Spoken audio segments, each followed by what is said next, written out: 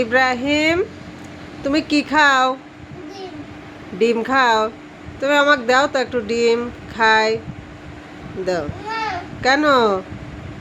আমি ডিম খাবো, দাও। আনো। বাবু, ও বাবু, দাও একটু ডিম দাও খাই। দাও একটু। তুমি মাছ খাইবে? চিংড়ি মাছ খাইবা? দেন, দেন তাহলে ডিম মুখে দেন।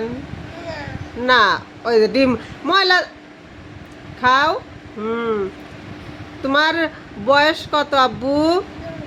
2? উরি বাবা, তোমার বয়স 2 হয়ে গেছে? তা তো জানতাম না। ও, তুমি বলো তো আলিফ।